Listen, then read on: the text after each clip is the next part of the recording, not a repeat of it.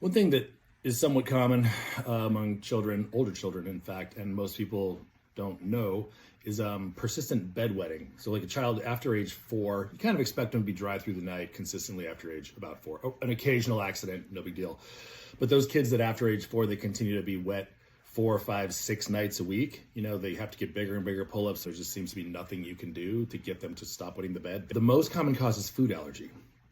And hardly anyone knows that. I discovered that with one of my own children who had eczema also, and eczema is usually food allergy as well. In fact, the more of these childhood issues your kid has, the more likely they have food allergies. So colicky when they're first born, or spitting up, regurgitating a lot, chronic constipation, maybe diarrhea, some bowel abnormality, recurring ear infections, asthma, eczema.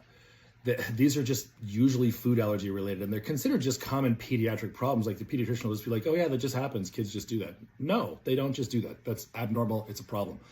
Bedwetting past 4 is extremely embarrassing. It can cause skin breakdown. They don't want to have sleepovers. It's really socially inhibiting.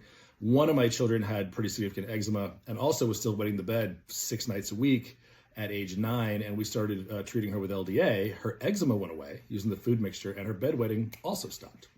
And then I realized, okay, maybe there's a connection, because the eczema would return when the dose wore off and the bedwetting would come back with it. And then they would both go away again.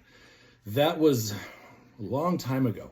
So since then, I've encountered a number of other children who also have had persistent ongoing bedwetting after age 4 or 5. And in the vast majority of those cases, it also goes away when we treat them for food allergy.